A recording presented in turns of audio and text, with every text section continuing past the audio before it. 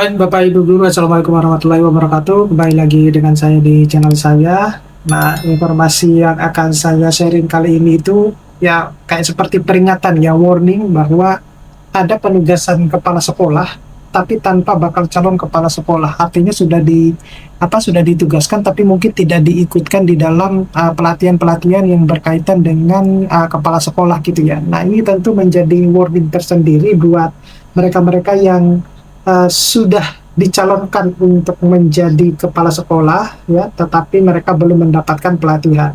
Nah, sebelum saya membahas ini lebih dalam, saya mau menginformasikan kepada Bapak Ibu Guru bahwa bagi Bapak Ibu Guru yang ingin mendownload e-book ya, contohnya ini, tentu masih banyak lagi. Bapak Ibu Guru bisa mendownloadnya melalui link yang sudah saya sediakan pada deskripsi dari video ini. Nah, Bapak Ibu Guru kalau sudah mendownloadnya, diharapkan untuk menyimpan linknya karena update-update terkait dengan buku guru maupun buku siswa mulai dari SD sampai SMA maupun yang sederajat ya, termasuk madrasah, kemudian buku-buku PAUD, cerita dongeng dan modul PPG dan lain sebagainya, itu akan terus diupdate oleh tim ya. Jadi Bapak Ibu Guru bisa mendownloadnya dan menyimpan linknya, karena nanti sewaktu-waktu Bapak Ibu Guru bisa cek lagi, nanti setiap dicek nanti ada update-annya. Nah, baik Bapak Ibu Guru, jadi latar belakang dari informasi yang saya sampaikan ini adalah, jadi kita membahas kondisi darurat ya terkait dengan penugasan kepala sekolah di berbagai daerah di Indonesia ya. Masalah utamanya itu adalah banyaknya kepala sekolah yang sudah ditugaskan tetapi belum mengikuti atau lulus pelatihan bakal calon kepala sekolah. Nah, kedua itu banyak sekolah yang masih dipimpin oleh pelaksana tugas ya, karena kekurangan kepala sekolah yang memenuhi syarat. Ada juga penugasan berjalan bersamaan dengan perubahan regulasi baru, yaitu Permendikdasmen nomor 7 tahun 2025 dan Kepmendikdasmen nomor 129 tahun 2025, seperti itu. Nah, ini model penugasan kepala sekolah, ada dua jenis ya model penugasannya. Jadi kita mengacunya kepada Permendikdasmen nomor 7 tahun 2025. Jadi yang pertama itu adalah penugasan kepala sekolah reguler. Ciri-cirinya itu seperti apa? Jadi ada yang telah mengikuti pelatihan bakal calon kepala sekolah, kemudian dia telah lulus dan mendapatkan sertifikat, dan bisa langsung ditugaskan menjadi kepala sekolah secara definitif. Yang kedua, penugasan yang kedua itu adalah penugasan kepala sekolah non-reguler ya, yang berada di pasal 32, di mana diberikan kepada daerah bahwa tidak memiliki calon kepala sekolah yang sudah mengikuti bakal calon kepala sekolah dan tidak memiliki stok calon kepala sekolah. Nah, ketentuannya itu adalah daerah ini itu boleh mengangkat guru ASN sebagai kepala sekolah tanpa bakal calon kepala sekolah, atau masa tugasnya itu hanya cuma 1 periode gitu ya. Nah, maka wajib mengikuti pelatihan bakal calon kepala sekolah sebelum periode pertamanya itu berakhir jika ingin lanjut ke periode kedua. Nah, artinya pada pasal 32 ini adalah mekanisme transisi untuk menghilangkan PLT yang terlalu banyak. Nah, berikutnya itu adalah isi dari pasal 32 ya. Jadi untuk daerah itu tanpa calon BCEKS ya. Kemudian bila diangkat guru ASN itu sebagai Kepsek ya, kepala sekolah, dan hanya berlaku untuk 1 periode, dan wajib ikut bakal calon kepala sekolah jika ingin melanjut ke periode berikutnya.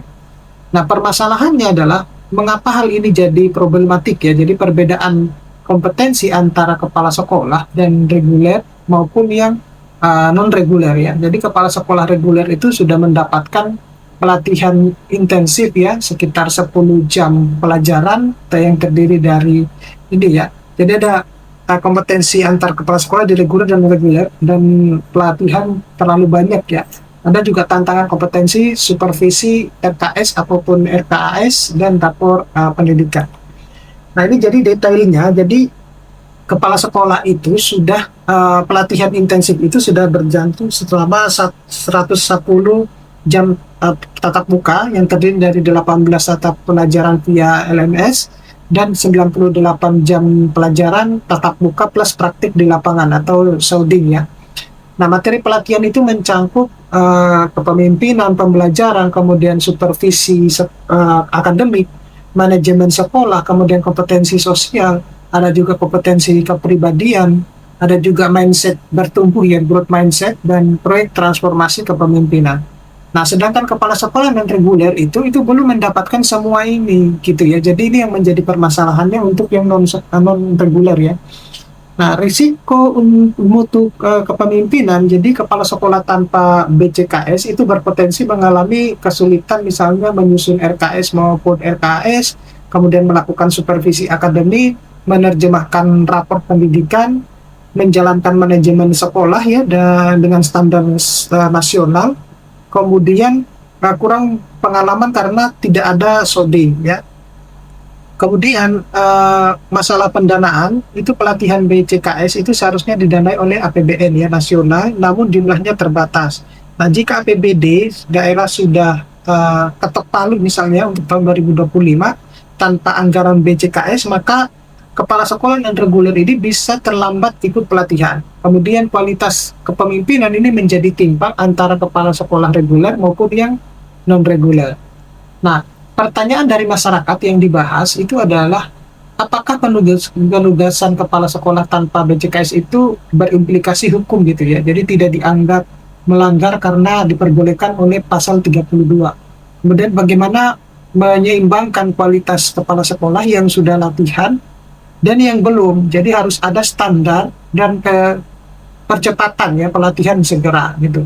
Nah, solusi yang diusulkan itu adalah ada dua. Jadi yang pertama itu segera menjadwalkan BCKS untuk kepala sekolah non reguler ya. Jadi idealnya itu dilakukan Desember tahun ini atau awal tahun depan ya, Januari sampai Februari. Nah, supaya gap kompetensi itu tidak semakin besar. Kemudian daerah itu wajib kreatif menyusun skema pembiayaan. Yang kedua itu adalah solusi yang kedua itu mengikuti program kepemimpinan sekolah. Jadi program ini itu dibuat Kemendikbudristek agar bisa menjadi bakal awal bagi kepala sekolah non reguler ya, sambil menunggu BCKS yang formal. Nah, tantangannya itu adalah untuk yang kepala sekolah non reguler, jadi minim pemahaman kompetensi dasar kepala sekolah itu yang pertama.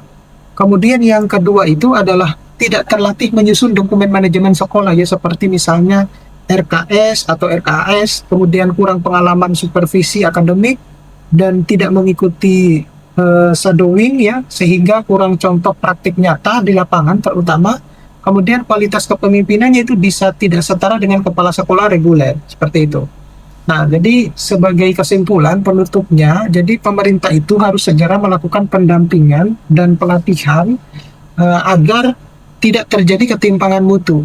Nah, kepala sekolah yang sudah ditugaskan itu tetapi belum BCKS ya, bakal calon kepala sekolah itu harus proaktif belajar mandiri, kemudian membaca regulasi Permendikbudristek nomor 7 tahun 2025, kemudian dia bisa mengimplementasikan kompetensi dasar kepala sekolah ya, karena sudah belajar atau membaca tadi di Permendikbudristek nomor 7 tahun 2025. Jadi ya lebih dituntut ya guru-guru untuk lebih proaktif dalam belajar kalau misalnya belum ada pelatihan bakal calon kepala sekolah yang diadakan oleh pemerintah khususnya untuk calon-calon kepala sekolah yang non reguler.